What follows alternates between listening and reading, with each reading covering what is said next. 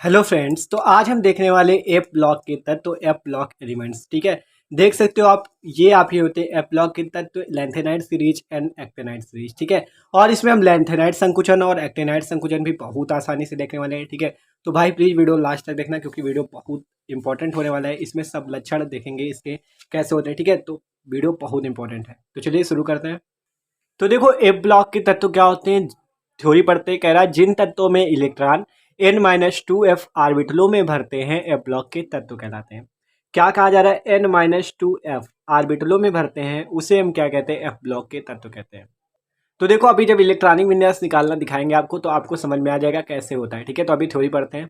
ठीक है, तो क्या कहा गया, जिन तत्वों में इलेक्ट्रॉन n-2f ऑर्बिटलों में भरते हैं एफ ब्लॉक के तत्व कहलाते हैं। या आप सीधा सीधा कह सकते हो कि जिन तत्वों में इलेक्ट्रॉन कहाँ पे भरे जाएं, एफ ब्लॉक में भरे जाएं। ठीक है, एफ ब्लॉक में भरे जाएं, उसे आप एफ ब्लॉक के तत्व कहोगे। मतलब एफ ब्लॉक में इलेक्ट्रॉन अगर भरे तो वो एफ ब्लॉक के तत्व है। ठीक है, अब बात की गई, इन्हें आवर्त सारणी के बाहर नीचे दो क्षैतिज पंक्तियों में रखा गया।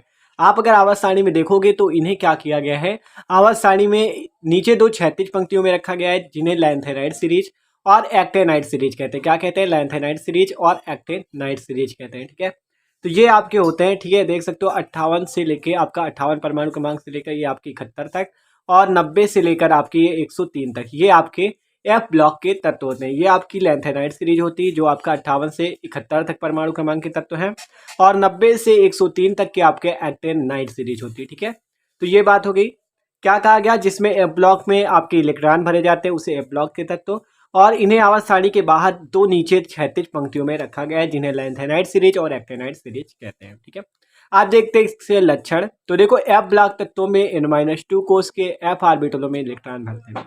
इलेक्ट्रॉन कहाँ पे भरते हैं, n-2 कोष के एफ ऑर्बिटलों में। ठीक है, और क्या कहा गया, ठीक है, तो चलो पहले इसको देख लेते हैं। और कहा गया, लैंथेनाइडों में 4f ऑर्बिटल में और एक्टेनाइटों में 5f ऑर्बिटल में इलेक्ट्रॉन भरते हैं। आप देखते हैं इलेक्ट्रॉनिक विन्यास। ठीक है, तो देख सकते हो आप, जैसे हमने आपका जो आपका 58 है सीरियम। ठीक है, तो इसका देखते हैं, ये एक्टिनाइड श्रेणी का निकालते हैं, सॉरी लैंथेनाइड का। तो लैंथेनाइड में आप देख रहे हो, इसका जब इलेक्ट्रॉनिक विन्यास आप करोगे, 58 परमाणु क्रमांक है, जब इसके 58 का आप क्या निकालोगे, 58 का आप निकालोगे इलेक्ट्रॉनिक विन्यास, तो देख सकते हो इसमें इलेक्ट्रॉन 4f ऑर्बिटल में भरेगा। ठीक है, तो यही बात कही गई थी कि आपका एक्टिनाइड में 4f ऑर्बिटल में, और अगर हम सॉरी लैंथेनाइड में 4f ऑर्बिटल में, और अगर एक्टिनाइड में निकालते हैं तो आपका 5f ऑर्बिटल में इलेक्ट्रॉन भरे जाते हैं। क्या कहा गया, अगर आपका लैंथेनाइड सीरीज का तत्व है, लैंथेनाइड सीरीज का तत्व है, तो उसमें इलेक्ट्रॉन आपका 4f ऑर्बिटल में, और अगर एक्टेनाइड सीरीज का तत्व है, एक्टेनाइड श्रेणी का तत्व है, तो उसमें इलेक्ट्रॉन 5f ऑर्बिटल में भरा जाएगा। तो देख सकते हो आपका ये 90 है आपका परमाणु क्रमांक थोरियम का। ठीक है, तो इसका निकाला, और ये आपका जो 58 था इसका निकाला, तो इसमें 4f में इलेक्ट्रॉन भरा, इसमें 5f में। ठीक है, तो आपसे यही बात कही गई थी कि एफ ब्लॉक तत्वों में n-2 कोष में एफ ऑर्बिटलों में इलेक्ट्रॉन भरते हैं, और लैंथेनाइडों में 4f ऑर्बिटल में इलेक्ट्रॉन भरते हैं, और एक्टेनाइडों में 5f ऑर्बिटल में इलेक्ट्रॉन भरते हैं। तो ये दो पॉइंट क्लियर हो गए। ठीक है, अब आगे देखते हैं इनके लक्षण। ठीक है, और इनके लक्षण क्या है, एफ ब्लॉक के जो तत्व होते हैं ये परिवर्ती संयोजकता प्रदर्शित करते हैं। मतलब ये जो लैंथेनाइड और एक्टेनाइड सीरीज के तत्व होते हैं, ये क्या करते हैं, इनकी संयोजकता परिवर्तित होती रहती है, परिवर्ती संयोजकता प्रदर्शित करते हैं। ठीक है, और क्या क्या आ गया, लैंथेनाइड और एक्टेनाइड आयन जिनमें अयुग्मित इलेक्ट्रॉन होते हैं वे रंगीन अनुचुंबकीय होते हैं। ठीक है, तो देखो बात की गई जिनमें अयुग्मित इलेक्ट्रॉन, हम इसके पहले वाला चैप्टर जो पढ़ रहे थे परमाणु संरचना, उसमें हमने आपको अयुग्मित इलेक्ट्रॉन निकालना बताया था। ठीक है, और ये भी बताया था अगर जिनमें अयुग्मित इलेक्ट्रॉन होते हैं वो अनुचुंबकीय होते हैं। ठीक है, तो वही बात हुई रही है कि मेन सिस्टम ये है कि अगर अयुग्मित इलेक्ट्रॉन है तो अनुचुंबकीय होगा। तो वही कहा गया, लैंथेनाइड एक्टेनाइड आयन जिनमें अयुग्मित इलेक्ट्रॉन, वही बात हो गई, लैंथेनाइड और एक्टेनाइड लगा दिया गया। तो अयुग्मित इलेक्ट्रॉन जहाँ होंगे वो तो वैसे भी अनुचुंबकीय होंगे। ठीक है, तो लैंथेनाइड और एक्टेनाइड आयन जिनमें अयुग्मित इलेक्ट्रॉन होते हैं वे रंगीन और अनुचुंबकीय होते हैं। तो अगर आपको अनुचुंबकीय निकालना नहीं आता, अगर आप अनुचुंबकीय आयन निकालना सीखना चाहते हो, तो भाई आप वीडियो जाके देख सकते हो, आपको प्लेलिस्ट पे मिल जाएगा परमाणु संरचना पर। ठीक है, तो देखो ये सभी तत्व क्या होते हैं, प्रबल धन विद्युतीय धातु हैं। ये सभी तत्व जो है प्रबल धन विद्युतीय धातु हैं। अगर आप इन तत्वों को देखोगे तो ये एक धन विद्युतीय धातु है। ठीक है, धन विद्युतीय धातु है। और क्या कहा गया, ये तत्व साधारणतः वैद्युत संयोजक यौगिक बनाते हैं। ये तत्व धन विद्युतीय धातु है, और क्या करते हैं, साधारणतः वैद्युत संयोजक यौगिक बनाते हैं। और आप देखते हैं लैंथेनाइड संकुचन के बारे में। तो लैंथेनाइड श्रेणी में परमाणु क्रमांक बढ़ने के साथ क्या कहा गया, लैंथेनाइड तत्व में परमाणु क्रमांक बढ़ने के साथ तत्वों के परमाणुओं और आयनों की, कह रहा तत्वों के परमाणुओं और आयनों की त्रिज्याएं आपकी क्या होती है, नियमित रूप से धीरे धीरे घटती हैं। अगर क्या करोगे, जैसे आपका परमाणु क्रमांक जैसे जैसे बढ़ता जाएगा उनकी परमाणु त्रिज्याएं और आयनिक त्रिज्याएं क्या होंगी, धीरे धीरे कम होती जाएंगी, ठीक है, धीरे धीरे घटती जाएंगी।